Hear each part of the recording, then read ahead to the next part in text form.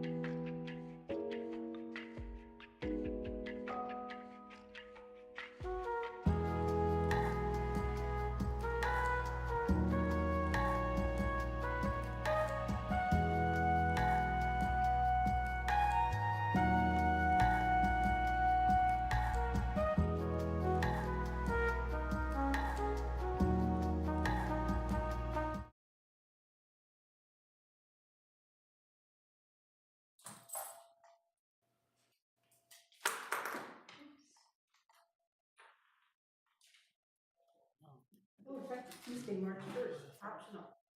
I just read that from Alex.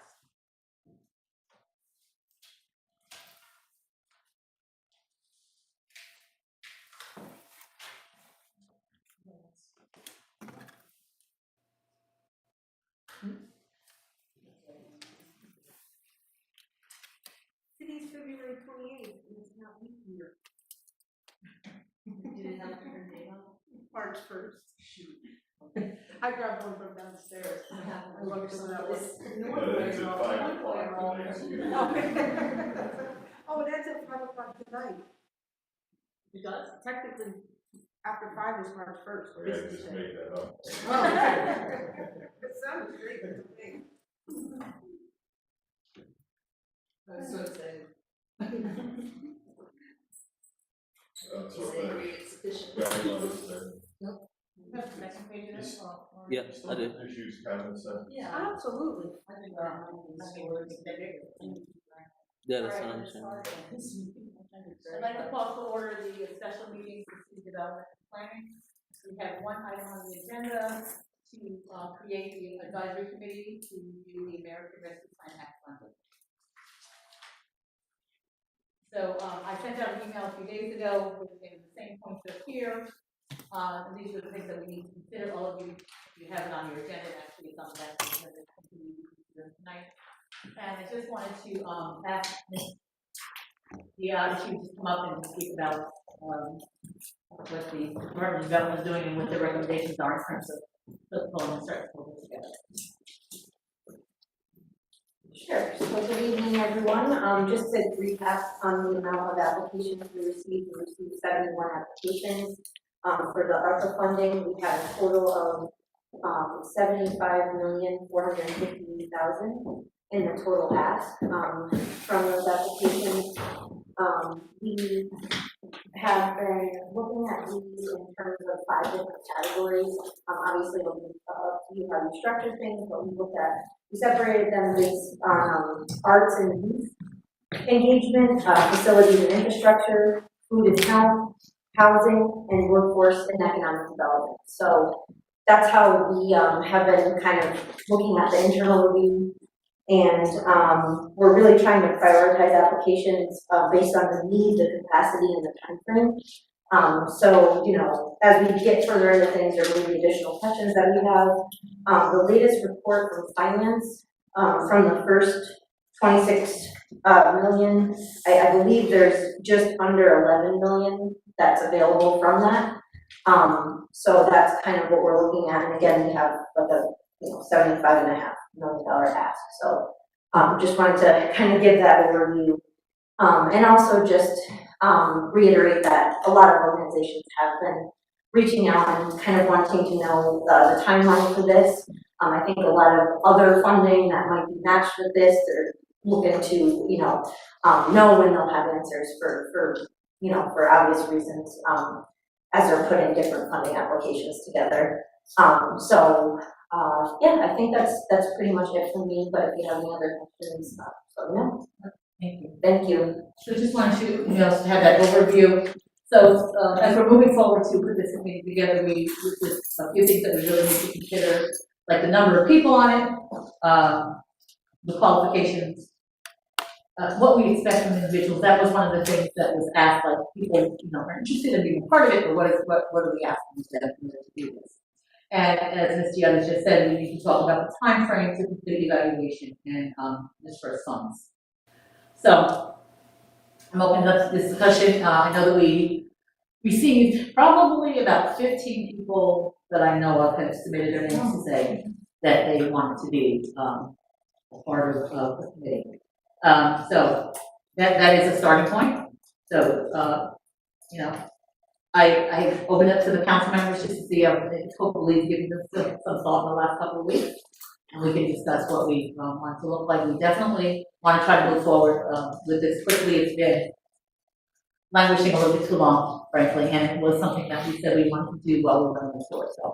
So we're here to try to start moving this forward and to put this committee together, let people know that they have been selected and what our expectations are or not.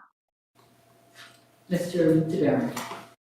A few weeks ago, we had received an email from Tom Carey in regards to a community leader who would like to be part of this group. Did you receive any updated list with regards to that? I didn't receive an update list, it was just individuals, people that read it in the newspaper, and then sent an email to say, I'd like to be part of it. Or someone from their neighborhood association had told them that they would be the person. Okay. Mr. Williams. So I didn't know if we were gonna go down bullet by bullet, but just starting with the first one, the number of people on the advisory committee. I did some research and I was looking at how a lot of other committees, absent their reasoning is and how many members they allow. And I kept settling in on 8 to 10. The expectation was probably leaning more towards the 10 side and allowing for at least 2 members to be absent per meeting. And I thought that that would allow sufficient enough spread of the workload that we're going to be expecting from this committee. It also would allow for enough engagement without hindering the decision-making process and just making it a later process. One of the things that we had talked about too was that there's over 70 applications, and that the anticipation wouldn't be that every single person would look at every single application, but that based on what people's qualifications were and interests were and abilities were, then we would then categorize that, put them with a category of applications that make sense that they were reviewed, so that we're not taking, so it's not all whatever number of people decide, have to look at all 10, all 70 applications. So that was the other thought on that. Ms. Patrick. I would agree. I don't think that people can accept the applications. Having been involved in these kinds of processes in the past, I do think if we limited each person on the committee to, I don't know, I was thinking 10, but maybe that's too many applications for each person to review, because it can be kind of comprehensive, that's a lot. But I do think in terms of qualifications that I don't think that anybody that's affiliated in any way with any of the applications that we've received, I think that would present a conflict of interest if they were involved in reviewing the applications. So I think we have to kind of scrutinize that. It'd be great if we had people that did have some experience in reading funding applications. I was also thinking, and I throw this out there as a question, but does it have to be somebody that lives in the city, or can it be people that work for and or live in the city? Is one of the things I was thinking about. I lost my train of thought for a second, but so I think we would need more than 10 people, but it depends on how we set up the committee from there. But I definitely agree that we need to be able. I was kind of thinking we have to do. I think there needs to be an evaluation form. I think you mentioned at the last meeting that the development office might have already started looking at an evaluation form. But I think we should have some sort of training and orientation for whoever does continue to get selected, where we go over that evaluation form, we go over, how to read a funding how to read the application, that kind of thing. And some other thoughts about that as well, but I think that would be good to do a training session. I mean, training's a training, but to go over that with the committee. Each one is name. Yes. Oh, yeah. Just so you said you lost your train of thought, maybe I'm reading off of that. I actually have written down some things, so I can hand that out after everybody talks.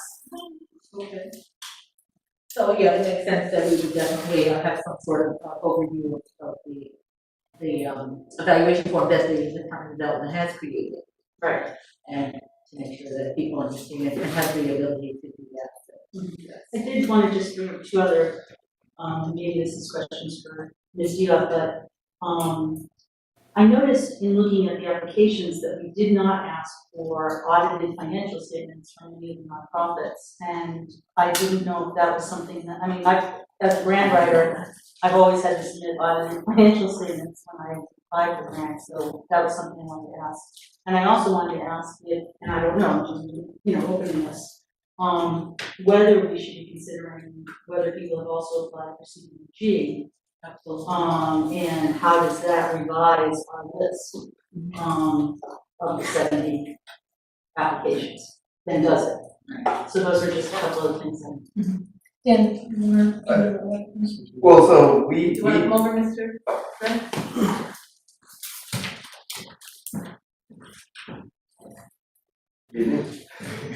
Hi. So for, we left it open to anybody, so it wasn't necessarily limited to organizations, so like a private citizen, that's the direction the mayor proposed a project that the city might possibly take on. That's why we didn't necessarily include a requirement for an audit.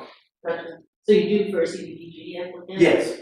Yep, all our CDBG. If when- It's still as part of this process, go through it and what may be a good idea or concept.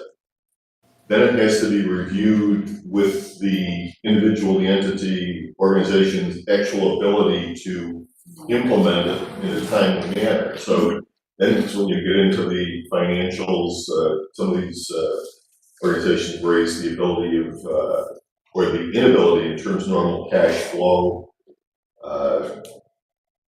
So the application was designed to be kind of simple, straightforward, not to be too onerous on anybody applying or coming up with an idea. It could be, as the council reviews it, staff reviews it, people may have an idea, but we may think there's somebody else that would be better to implement it.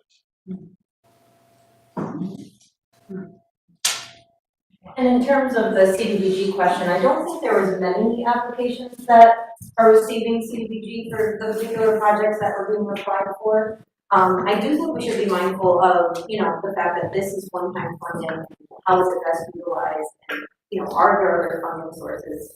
I think our annual CDBG allocation is really a drop in the bucket compared to the applications that we're seeing in this, so. I think it's information we can definitely provide, but I'm not sure that it's,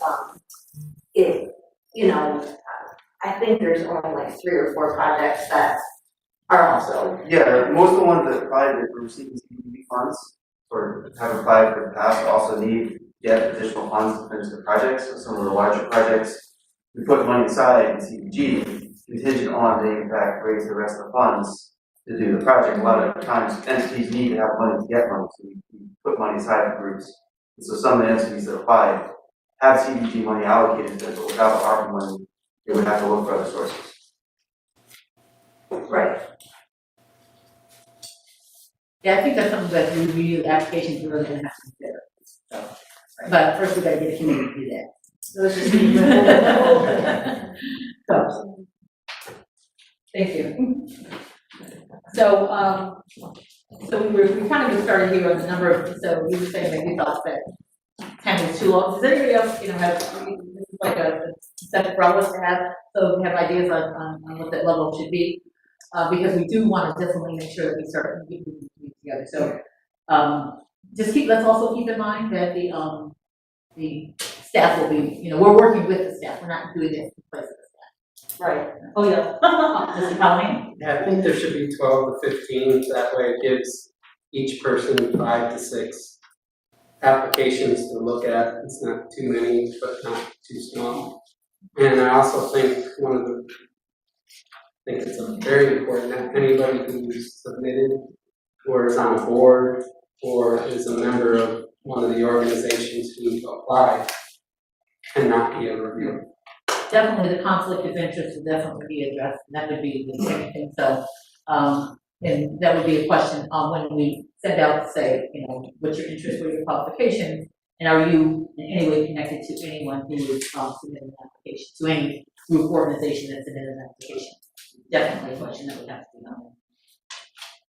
Which means we may have to widen our people that we reach out to initially, because things being what they are in Schenectady, basically speaking, we may have people who know everybody, know somebody or on the board or cousin, friend. So yeah, definitely. So right now we have the 15 people who have expressed an interest, but that might narrow down based on what we just discussed in terms of conflicts of interest. Yes. Sure. So does the 15, include us, and then us 7 in addition to? It does not include us, Right, because we would not actually be able to do the reviewing ourselves, we wouldn't, No. no. because we actually, you know, Yeah, it's, that's it. we're actually gonna then vote on it, so. Yeah. it would- Sure. Yeah, so we're not gonna do that. Okay. So our goal, after it's all done, then we come to the council, and the council, vote on the recommendations that have been made. So it's outside of us. I think we should open it up to, people to apply to be reviewers. That way, I mean, I think we've all received names. Yeah. You guys sent some to, I think I sent them to Sam, right? I thought I did. Anyway, sorry, but, open it up, let people apply to be a reviewer. So we have to do that in the short term, because we're already, you know, way down the road, so Sam, so if everyone, does anyone else have names that they received that have not been forwarded to Ms. Michael or myself? Sure. You have names? I do, I haven't written, I will send them to you guys. I have a little. Okay, please. I was waiting to see how we were gonna go about doing it tonight, so. Okay, if you could forward those names. Mr. Bolton? I may make a recommendation for consideration. I know you've talked about how many people, obviously there's certain, this is an advisory panel, so there's a way you can do it to frame it as, you know, no fewer than, no greater than, so you have a range.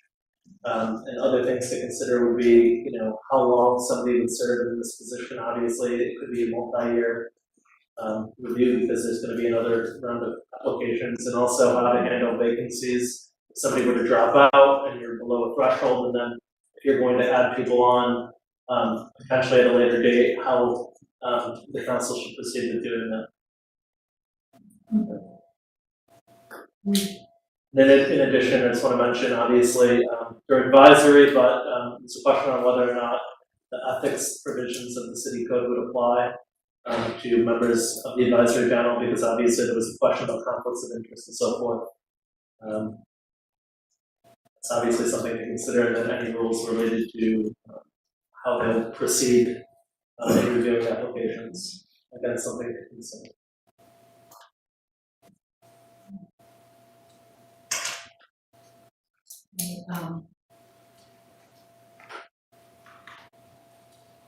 Did you have a question, Mr. Charles? Do you have another question? Okay. So, we don't really, so I'm opening this up, what's the qualifications of the individual should be?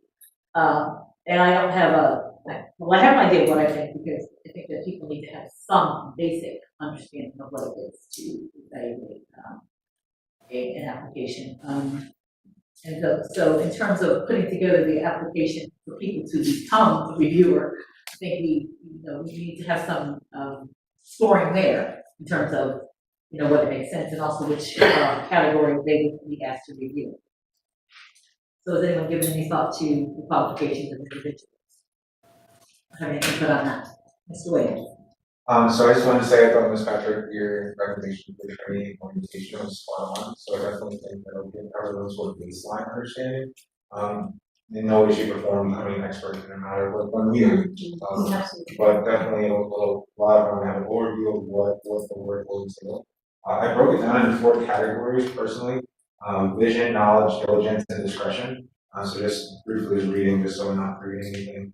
For vision, I just wanted to make sure each representative had a bigger understanding of the overall picture of the money and expectations. On knowledge, I would expect for any individual to have an awareness of a neighborhood or segment of the community, so it's not just them bringing their voice and opinions. For diligence, everyone understanding the commitment.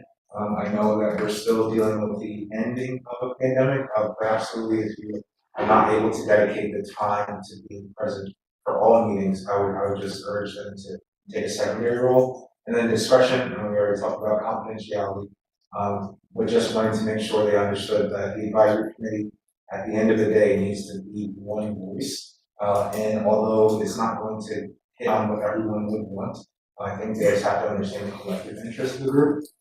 So the point of living, working, and worshiping within the city, I think there should be priorities for residents or for members to live within the city first. I definitely think if that limits our pool too much, opening it up, but I definitely think that should be a priority one.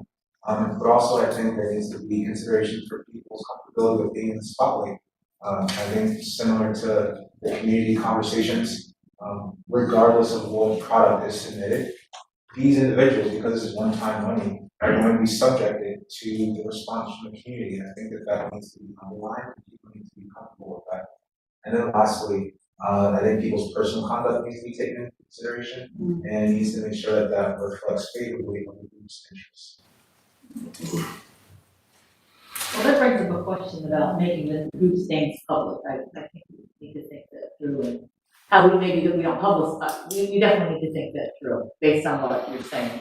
That people, because then if we make the group's name, the names of the people public, then they're gonna start getting emails, getting pressure about, whether we need to support their application and all that, so we'd have to really think that part through. I don't see any way you're gonna be able to do this and not have people's names public.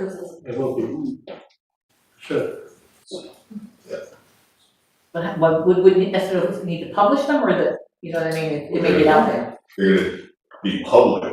You can never tell to what level the press may take an interest in that interest in who they are.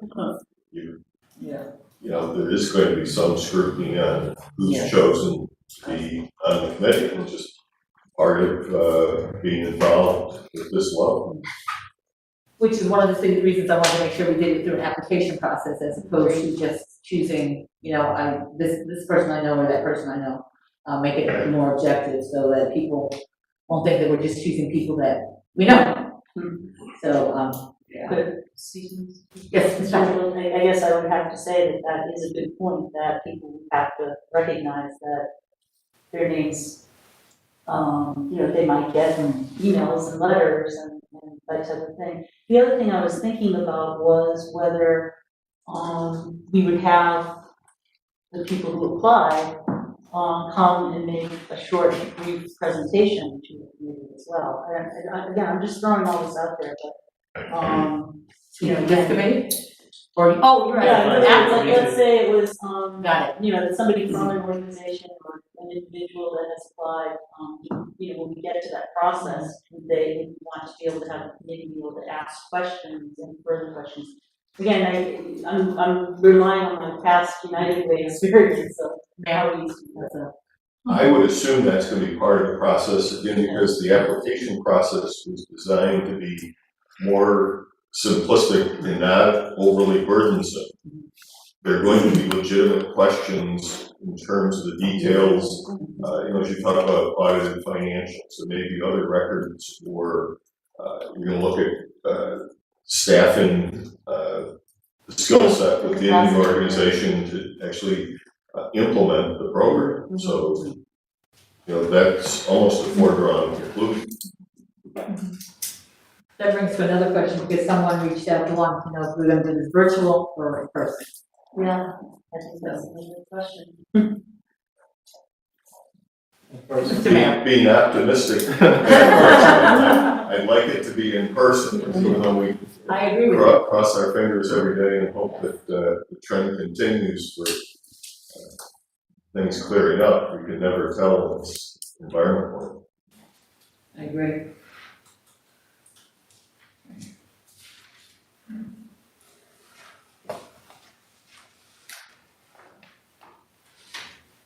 All right, so I think we kind of covered this, but we should talk about it a little bit more. Mary, you actually mentioned in terms of us reviewing the application that the implementation is going to be, because we talked about the time frame to evaluate and disperse funds, but the organization that is submitting an application needs to be, it can't be money that they just set aside to kind of have enough money when they get this other grant. They need to be able to implement their particular project pretty much as soon as they get funding or shortly thereafter. And just in follow-up, there were two components that I somewhat instrumental in putting in. Was an application for $2.5 million for housing, looking to take that money and work with distressed housing that the city's already taken title to. And just throwing out to the council in terms of your timeline, because we're into the first part of March now, for the council, we're gonna have some level of review, you gotta come back, make a decision on that. It pushes it out in the construction season, so we're maybe not able to actually do some of the things that we would like to do.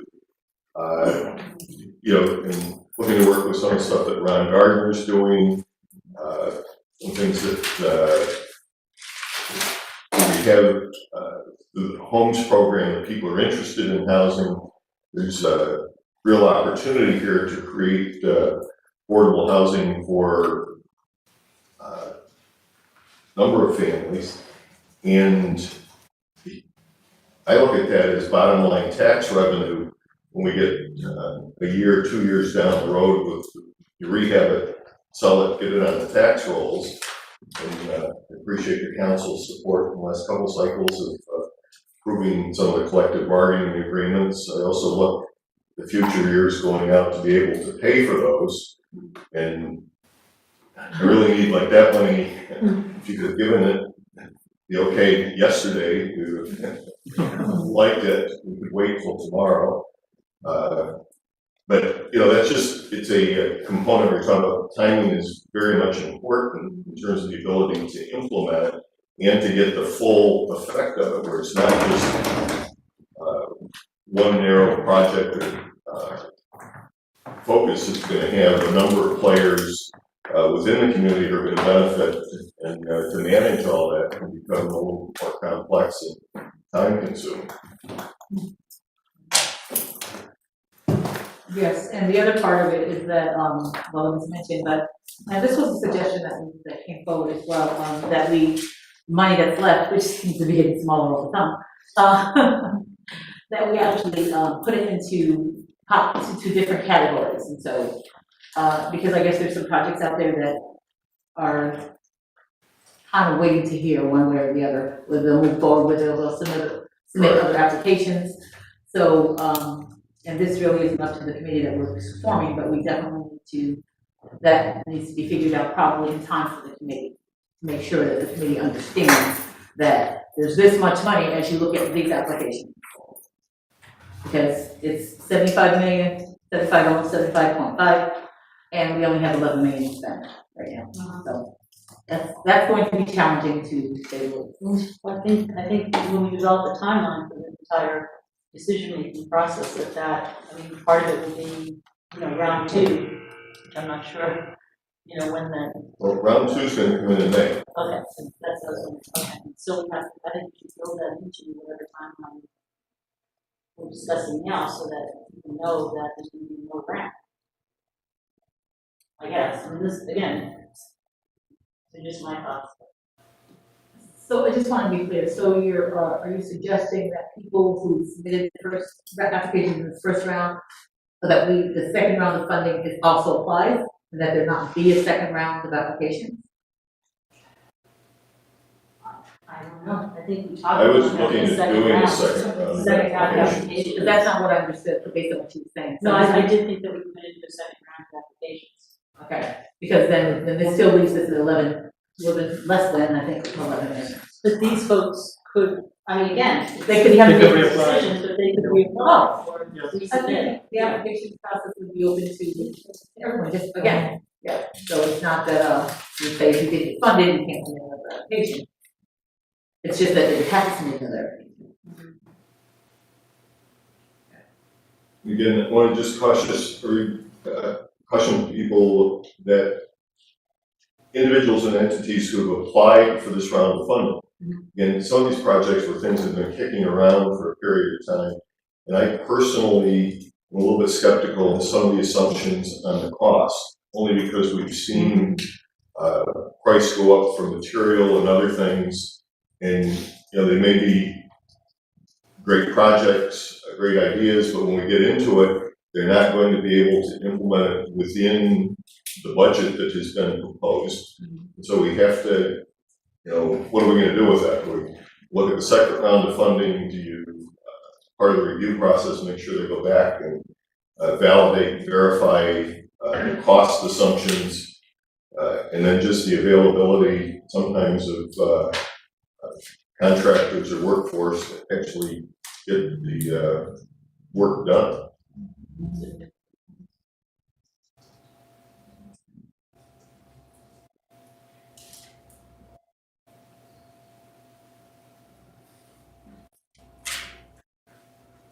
So, we really need to talk about the timeframe, and we need to go back out for applications for, to ask more people to submit their names. We really need to talk about timeframe, we need to get that done.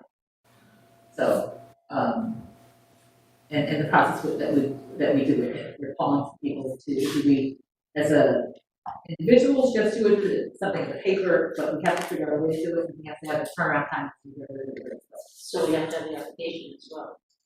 No, just I mean, people to submit their an names. right, We should be doing this. Oh, are we gonna ask them to complete an application to?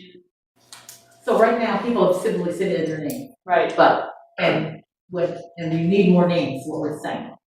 So just have people submit the names, and then when everybody will get the application all at the same time. Oh, I see. We will have to, but we have to come up with the application.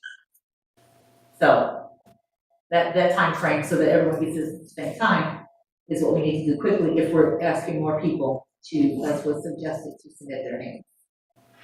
And the process by which we do that. Mr. Williams. So I think that just definitely raises a good point, because I think that needs to be taken into consideration of how much time we're going to give the community in general. So looking at those two timelines, just throwing thoughts out to be able to have conversations. I thought having names approved within a month. I know it's kind of tight, but I think partnering with our newspapers over there and then press release from the mayor's office, just emphasizing that we need to get going. Moving on to the second timeline, I know that this might not necessarily be allowing some departments or organizations that want to see us getting more active, but I think the community is going to need time to formulate itself and get going. So I saw 90 to 120 days to have X amount of meetings, and then allowing a month buffer for that pushes us out to August, September. So I think we can't get started until we get the names, but I think allowing too much time for people to submit names, I think is just time we don't have at this point, especially if we already have names. I don't think we need 90 days. I mean, I think once we have the committee forum, we have a training session or an orientation session, things like that, follow. I think that, again, I guess we have to figure out, giving access to the Dropbox or whatever, in terms of people being able to look at the applications. But again, if they're only doing, I don't know, 5 or 6 applications, they should be able to read and use the evaluation form within a week. Right. Of doing that. And then they're gonna have to come together and, talk about it, as a committee. So I don't know, I don't think we need 90 days to review the second application. I would have to agree with that. I've done this work. Yeah. And so, generally, they give us 2 weeks. Yeah. For the application. Really? Seriously. 2 weeks to do the application. Somebody else, yeah. And that's, well, the difference is that's something I was paid to do, this is something that's voluntary, so there is that difference. Right. So they give you 2 weeks, and then, you each, review them individually, a group of people, they each go look individually, and then you come together and evaluate. Right. So, 9 days is a long time, 2 weeks is a time frame I'm accustomed to. Mayor, did you want to? It's, again, there's some of those that I consider time sensitive. When put forth with looking to hire kids out of the school district this summer, but have them identify projects that they would like to work on, problems that they would like to solve within the neighborhood, within like the park system. The school district, I think, is ready to start to reach out to kids, have them put together packages that would come back for implementation during the summer. And if you go 30 or 60 days, we're not going to get the full impact of that. We may not be able to do it this year, and it won't have the educational component with kids within the district to be able to identify a project, work up a budget, be able to plan it and actually implement it during the summer period where we would hire them and bring them, you know, on staff. They need to know whether they have a summer job or not, you know, for the summer. So Mayor, is this in addition to this SJTA summer program, in Yes. place of it, or working with them? It's, we always all try and work together, we're all one big happy family. Whether like it or not? But this would be a separate program from that. And you said 75, oh, sorry, Mr. Bob. Looking to target 75 students in a budget of approximately $300,000. Mr. Bowman? The other aspect that has not been discussed at all is a lot of the projects, from the looks of it, that have been submitted, quite frankly, they might be better off funding from the school district or from the county. And that's not been discussed at all. It's always been about the city's portion of the money. The school district's got a chunk of millions, so does the county. And, you know, so I think that has to be a consideration. And as far as the time frame, 2 weeks since they're volunteers is probably a bit much, maybe 4 to 6 weeks. But a tighter time frame, I think, that's you. That is a good point that, well, and looking over the applications, so it's not up to, you know, that, but in looking over the application, let me say this, I did feel that some, they should really have been going to the county committee for. There were even some organizations that came to the county, however, that's like something we'll have to, as we go through the applications and sort through, that's consideration on that level. Ms. Patrick? So I think that would be part of the, evaluation form of the projects, right? Some of those kinds of questions or issues would be part of the evaluation form. Yeah, it could, just if there's other sources of funding, I mean, I don't think we have that on there now in terms of like the other ARPA funding that's available, but that's something we could add for sure. I mean, it's difficult because I think honestly, a lot of the applications might score pretty well, you know, but then how do you make the decision? That's, Mr. Turner? So we have 15 names so far. Ms. Patrick has a few others, so we have 20 names altogether. We want 12 to 15 people on the committee, or 8 to 15, whatever we need. We're kind of go through the process of eliminating people or things. So you probably want to put something out there so people can apply, because the pool, we need a pool of like 40 people, so we can actually get 8 to 15 people that we're going after.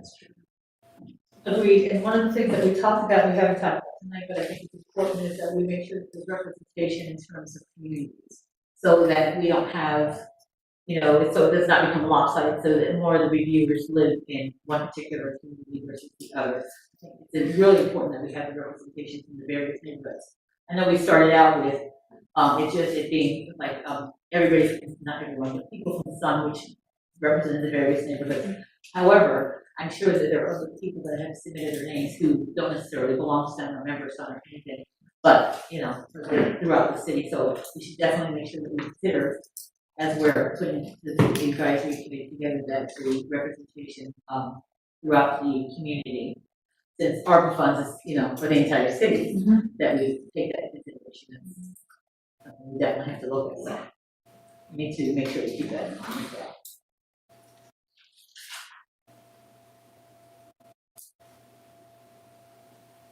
So are there other things that are not here that anyone has considered or thought of that we need to make sure that we do as we're looking at this? Because what we're doing tonight, we should try to then begin to pull together an application for the people who that we've been reaching out to. We should at least be able to start, because even if we're asking for other names, we should concurrently be working on pulling together an application. So once we have those names, then we're ready to go. We're not waiting for the names and then creating the application. So let's try to do this at the same time. So are there other considerations that we should be asking of people in terms of, you know, their name, their address, that kind of basic stuff? So we already covered where they live.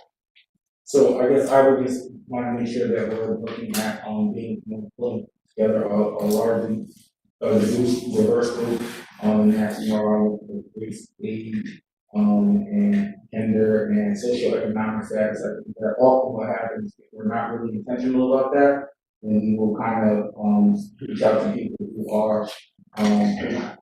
are likely to have, to know someone or kind of has close proximity to systems in government. You want to make sure that we're just being intentional about reaching out to especially marginalized communities. But I'm pretty sure that's what.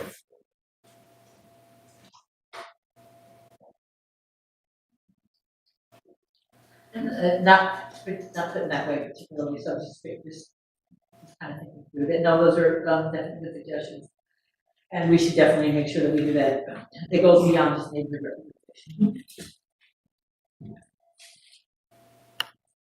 So I need to revisit the timeframe. Here, you bring up about these, you have applications that are out there that you kind of. I worry about being able to implement housing this year, also where interest rates are going up and things that affects the overall affordability, and then the opportunity to work with the school district in terms of identifying kids for the summer, identifying projects and problems where they could have a unique experience in terms of bringing their perspective on call issues and problems, whether it's in city parks or in neighborhoods, and propose solutions. And those things may require additional review because they're not going to be able to do it solely on their own. The conversation with the superintendent of schools about maybe working with some of the school district staff, may have to budget or allocate some of the city staff or other entities to work with them on a broad-based engagement. Mr. Williams. So definitely with respect to what the mayor just said, making sure we're making consideration for like projects that are standing out. And then for the work that Ms. Diaz's office has done with the categorizing and prioritizing the projects, I just wanted to point out though, and I think it's worth mentioning, that the only two hard dates that we can't move or adjust is obligation and the extended date, which is December 2024 and December 2026. So I know that there are projects that we look to get started sooner, but we have those dates to work around, so we do have time. We're not gonna wait till December 2024. But I just wanna make sure we're not rushing or pushing through projects that we do have time to take a second problem. So, and maybe, Mr. Sutherland knows this. So on the application, do we give people any indication of when this, we gave a date to have their application in, do we give them any date, any indication of, sort of like we do with CDBG, to say when they can expect to hear, is that part of it? We did not, we weren't sure of what the review process would be at that time, and I do think that there are certain applications that relate to ongoing projects. You know, it might be that they're asking for funding to supplement due to COVID escalations in pricing, or they're looking for the state match to an HDR grant, or, you know, there's definitely things in there that those particular projects are more time sensitive, but I think it'll be, you know, up to the review committee around, you know, how that gets prioritized or not. But yeah, there's definitely more time sensitive projects that are happening now that, you know, you probably lose the year without a decision fairly soon. Just for your awareness. And also I think once things are decided, then there's a whole other process of going to contract and making sure that, you know, and that takes months when we're realistic about it. So, you know, by the time they actually get access to the funding is also, there's a time frame with that, just getting contracts and all of everything together. So. So I was just gonna say, I mean, I think some of these things would have to be in the evaluation form that the committee members would be using. Look back to the application form for people maybe at this committee. Let me just off the top of my head, but I mean, I think we talked about experience with reviewing funding applications. maybe why do they want to serve on the committee, beyond the name, address, kinds of things, but a couple of questions. And I don't know if we want to ask for resume or, rather than, attach to an application or something, I don't know, but again, these are just the things that are coming to mind, but, A resume and or bio, I've seen it done both yes, ways. oh, yes.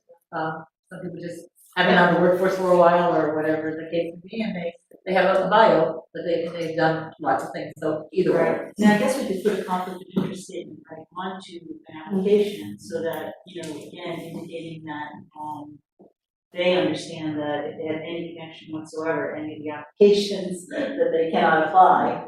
So they want to probably be certifying that, in sort of a conflict of interest way on an application that they sign. It's generally, my experience is, it's been a separate form that they actually have to sign. Yeah, that's what I was thinking, but. I don't think you want to discourage them from applying. They need to I'm sorry, recuse them. You can't just deny them from applying to be part of the advisory, but you can ask them to recuse themselves from the application to make a recommendation. Yeah. Yeah, I don't know, I really. I don't think strongly we can ask them recommend- that, so it's a matter of recusing themselves. I think that they could influence a committee, and so therefore I think that if they You're have waiting any for- connection whatsoever to any applications that we submitted, I think that we talked about that earlier, but. We did talk about that earlier. We also talked about the fact that that's gonna be challenging because so many people are connected to so many things, but we definitely have to nail this down in terms of, to Mr. Ludebaran's point, I have seen it done where they just say, do you have, on the application that you have to, if you see an application that you are anyway connected with, then you have to let us know, and then you won't be able to review the application. Then you would put into another pool of reviewers, since every reviewer is not going to review every application. So I've seen it done like that as well. Mr. Farley? Kind of cover what I was gonna say, I think that we don't have to reinvent a practice here, I think the common practice is just for someone to know that they have to disclose, that information. And then you can take appropriate action from there.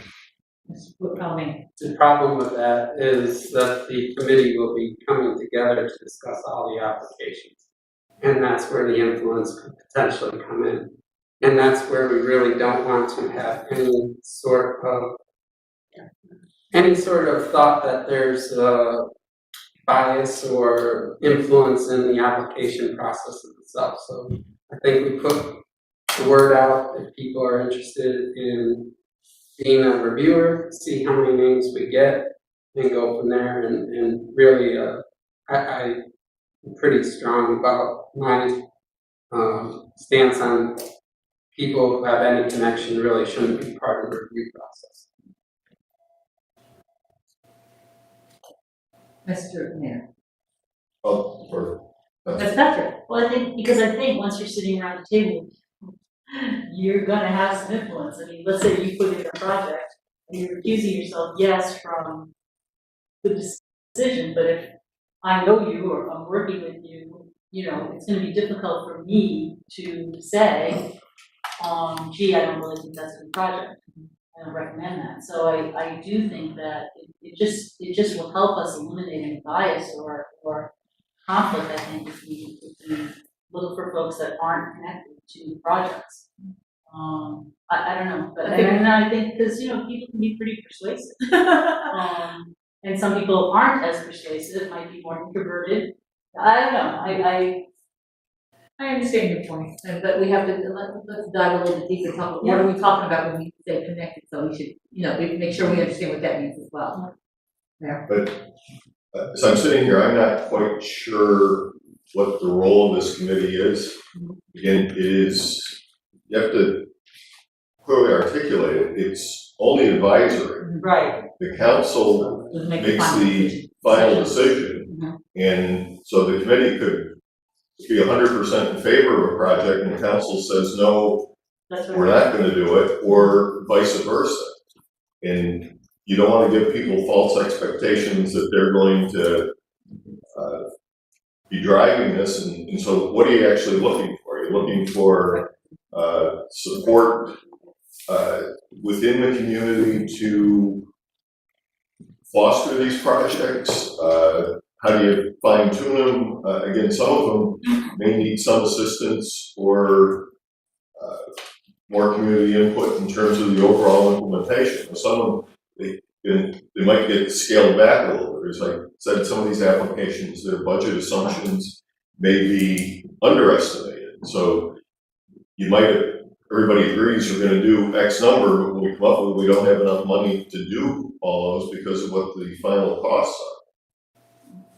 So I think you have to be careful and just be clear in terms of articulating what the role, objectives, and the recommendations that are actually going to come out of this group. That was, I totally agree with that, that we have to be really upfront that this is not a decision-making body. They're making So recommendations. that we don't bring people down the wrong path, you know? No, I think that we will have to be clear that we're asking for the recommendations, they will rate the applications. So that just brings us right back to, what does it mean connected to the project? I mean, obviously, if they're directly connected, if they're on the board of directors, all of that. What does that mean? Does that mean if it's in your community, you can't be on it? You know, so we need to hammer out what those things mean. So, and, you know, and we need to do that, and we also need to, again, get back to the timeframe. I'd like us to be able to leave here, so quarter of a, hopefully we'll leave. So we can go to our 7 o'clock meeting to, what our timeframe is to complete the evaluations. And it says this first response, but based on what Ms. Diablo said, that takes a little bit longer with all the contracting. But our timeframe in terms of getting the names,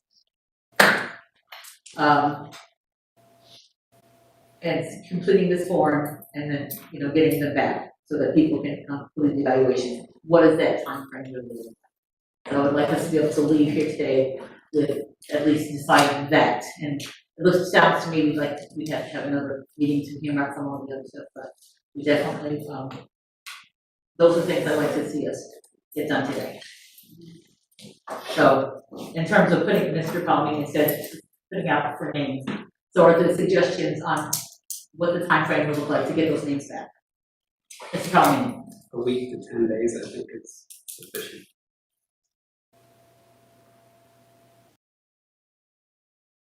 Anyone else? Ms. Patrick? I like that time frame, but I also think, I mean, I hate to add to people's work, but I think we need somebody within the city that would be collecting these applications. Okay, we're not doing applications yet. It's just meetings. Just getting names in Getting from names. the people that are interested. Right. But then, you wouldn't like automatically an application go out to them or not? Well, we have Once to, we get all the names. and that's what I said, we have to determine what comes out of the application. So the short answer to that would be yes, but first, we still, at the same time, ask for names, develop an application, okay, we're ready to move. Is it like gonna be like a request for expressions of interest, like type of thing, where you're putting out a public notice to ask for names? Or how is it just felt a little bit backwards to me to ask for names and then put out. I kind of thought they'd be applying at the same time. In other words, put out that, here's, you know, if you're interested in being on a committee, here's the application. So it seems like, An application to be on the committee, I don't mean. I understand what you're saying, but, go ahead, Mr. Farley. so I guess how I see it is that we're, having some clear language around expectations for people who are going to be on this committee. And putting that information out to the public and giving them a way to submit their name if they have any interest in being on the committee. And once we have their name and that they're interested, then we can get them out on, or like we're trying to application, we can capture some of that information. Right? That's kind of how I see it going. That's what we're saying.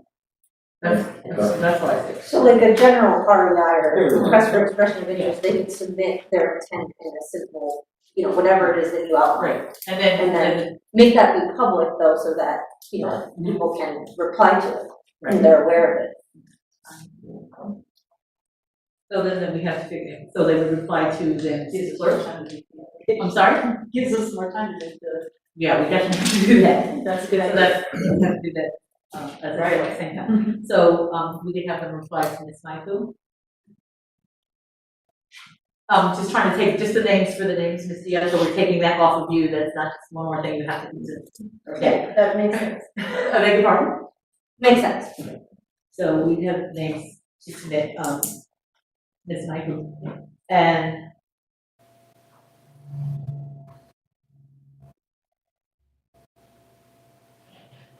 so, I'm gonna ask you, Ms. Diaz, generally when for CDBG, when you're asking for applications, can we use the same process to get names as well? You would help us through that process? Yeah, I think this would, I guess I keep thinking of the Thriving Neighborhoods Challenge. Okay, yes. And how they kind of structured that, which seemed to make sense in terms of putting out the request for interest, and then, you know, a little less cumbersome than like the call for implementers we do with CDBG, because it's not, they're applying for like a project, so. Okay, so we would, yes. Then I would suggest evaluation criteria, you know, Oh, yeah. to make the decisions on those names. So you actually, I guess I wasn't involved in Thriving Neighborhoods, is there already a process in place that was used to, I mean, did people from the community decide on the Thriving Neighborhoods? There was an advisory council. Oh, there was? So Yeah, but it was through the Schenectady Foundation, organized all of it. Okay. So we could definitely reach out to Mr. Rowe and how he did that. See if there's an application. There was definitely an application. No, I mean, for the people that were on the advisory. Oh, I don't know about that. They definitely had a grant application. Okay. I'll reach out to Mr. Rowe. So, and then we have them submitted to Ms. Michael. So we're making that decision today. What does 10 days from then look like?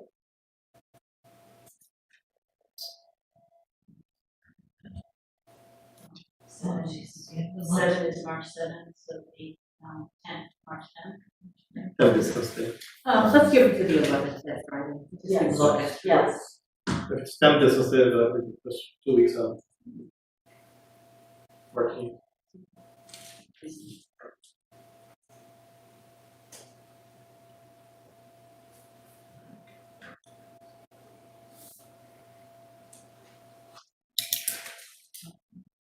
So, by the 14th, or the Yeah, 11th? Monday of the 14th will be 10 business days. That's Yeah. 10 business days? March 14th. Yes.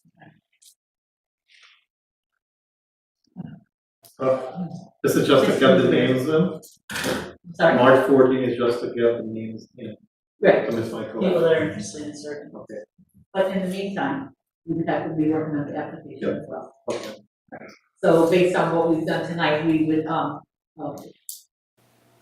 up with what we want to see, we can work on what we need to come up with, what we want to see on the application, we'll send it out to the rest of the council, and then we can have more discussion on this coming Monday at the committee meeting. This was a special meeting. And you're gonna check to see if this is rural or that's a Yes. sample of that. And may I also ask, could we see the evaluation form, that you're putting together for the, actual, what the committees would be using to review using the same word over and over, so it gets a little confusing, but the Just like the rating sheet. The rating sheet, Yep. thank you very much. Can you send that out to us so we can see if we have anything we want to add to that? Sure. Thank you. Okay. Yeah, I just want to make sure that we're staying within what the city needs to do, that we're not Right. doing things that are outside of what the normal, the normal processes, things that make sense. I actually did ask about the CDBG to be added on that time, to take a look at. But we can look at it, we can make suggestions, but we'll have to go with what the mayor and with the Department of Development says in terms of what, about anything, yeah. Right. Madam President, I think both Albany and Troy have retained the same firm to review applications and the allocation of funds to make sure they're in technical compliance with any of the guidelines. We haven't really talked about it generically in-house, but it might be worth it. Have somebody reach out to see who all in Troy has. The same firm would be available, a reasonable price point. again, go through some of these, if there's some things, you know, just don't make the criteria, to discount them right up front, so we don't spend time, misleading, and then also on the actual implementation, make sure that somebody kind of to advise the city staff and the, grant applicants to make sure we're, in, full compliance with what, the criteria set forth for this money. That makes sense. And, so, do you use Champion? Because I do have powers in all. But if you, That would really help me. I think that would take a burden off of, that would take one burden off of the volunteers. You know,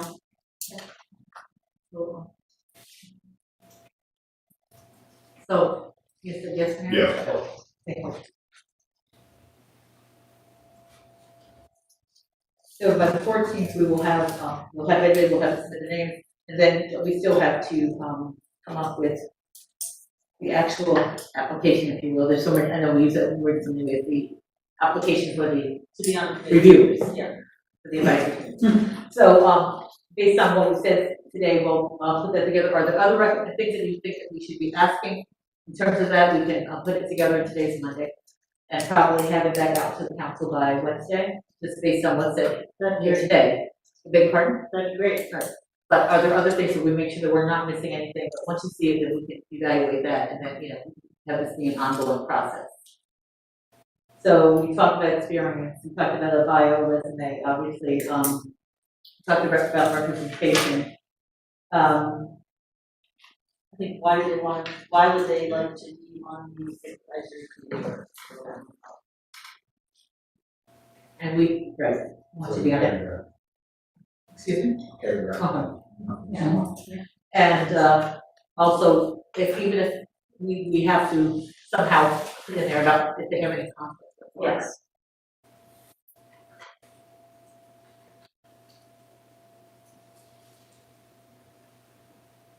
Is there anything that we're missing that we, as a council member, feel that we need to be able to put on this?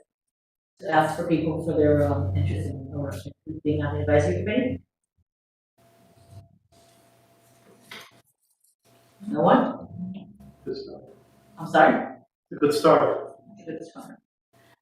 Okay, so we're going to be submitting, we're gonna be sending out within the next couple of days, to ask for people to submit their name, to work through that with, Perot, and see if you can assist us with that. And the names have to be back to Ms. Maiku by the 14th of March.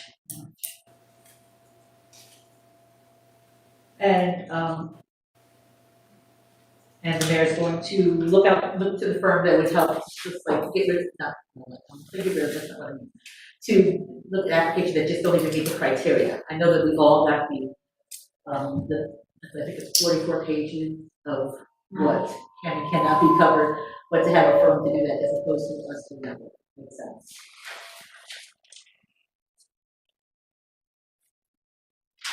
Mr. Colvin, I'm sorry. I was gonna say, I know Wait. I know we briefly spoke about it, is the intent with the advisory committee to be action focused, like, we can meet how frequently you would choose, as long as you get the items done. So, follow-on question is, will those meetings be public?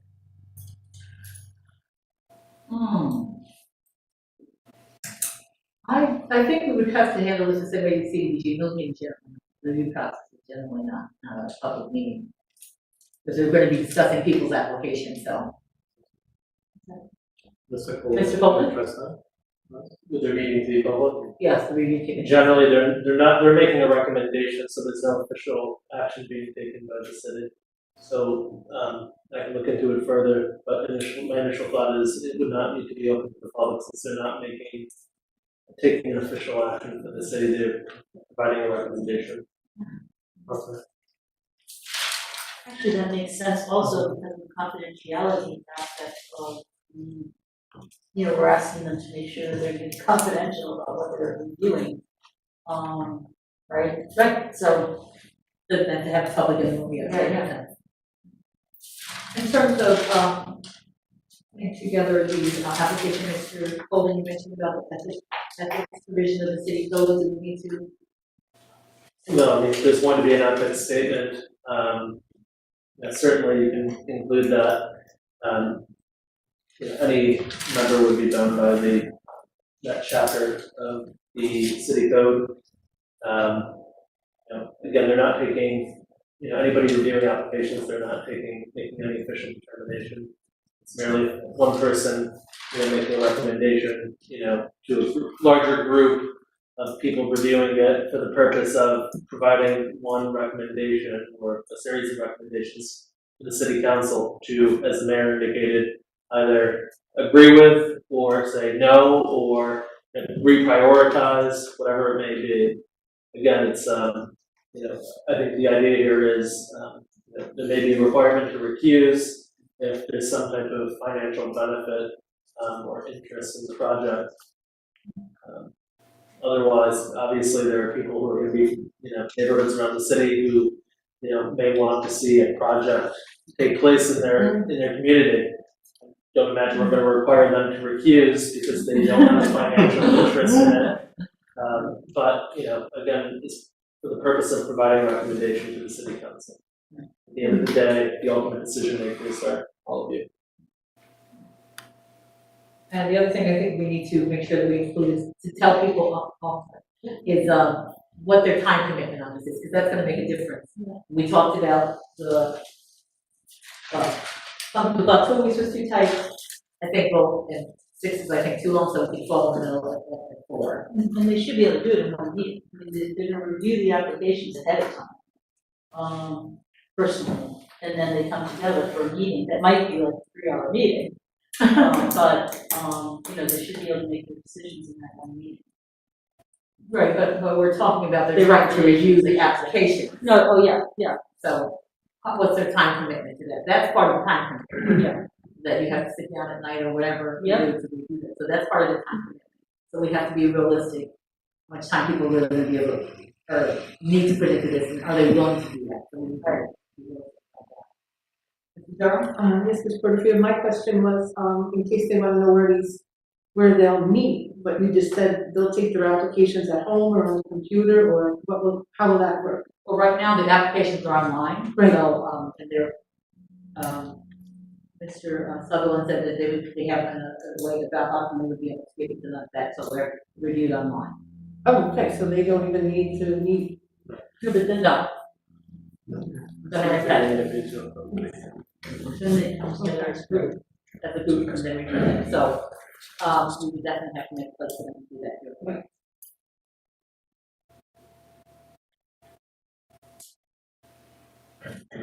Are there other questions and concerns about that input? Is that just your pen moving around, Mr. Woodbury? No. Is that just your pen moving around? Just have a question, where did we settle on the conflict of interest? Because there was a bunch of stuff being bandied about. I still, if you've got a family member, if you're a board member, you're the applicant, or, Yeah, that's clear, right? or you're just a member, I think they should be excluded, but that's my personal. So let's give an example. So let's say a neighborhood organization submits it. So any member of that neighborhood organization absolutely is not a person that should be on the review committee. And any at all, not just like I'll review over here and not there, but at all is what you're saying. That's what I think. I mean, I don't have a problem if there's a project in someone's neighborhood, they want to advocate for it, so be it. Mhm. That's gonna happen. But if you're part of the application and you're a member of that, I think you should be excluded. Other thoughts? Mr. Williams? My last comment is swear. I would say I agree. I definitely think there's a level of implicit bias that isn't actually present, so I think taking steps to just minimize that is important. However, I would say I wouldn't want to do that at the expense of having adverse impacts on other stakeholder groups. So I think as long as we're still able to meet the fair representation that we spoke about earlier, absolutely. But I think if there are certain demographics that are noticing trends with them being more closely associated with some projects, I definitely think that there need to be some considerations. If that makes sense. I understand. Mr. Crowe? So, well, we're gonna have to take a look at the names that we get, I understand what you're saying. But I have to agree, with Ms. Conlon, I mean, if we're trying to make this an objective process, we don't want to take that away by having people who aren't on the committee who have a interest in the project. So, because then all the work that we've done would have been for naught. I believe some people would just not, because they know they submitted an application, just not even submit it. So I'm believing that people will do that. I'm believing that people will do that. So we'll definitely, we'll include that as well on the form, that we can be connected to any projects, and I think people will know where they are. And we'll definitely work through to make sure that we're not, any neighborhood is not negatively impacted. That's also on us too, to encourage people to, apply. But, to encourage people to submit their data.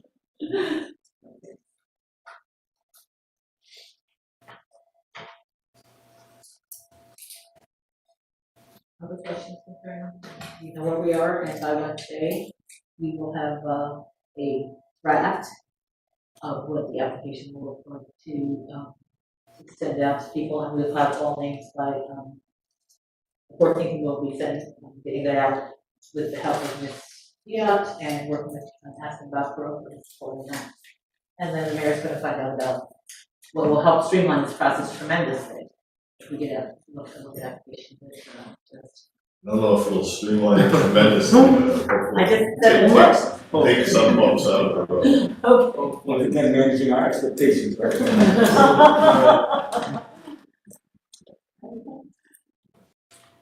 there's nothing else to come from me, we can. Will we adjourn? Motion to adjourn. All All in favor? We're adjourned. You can get it from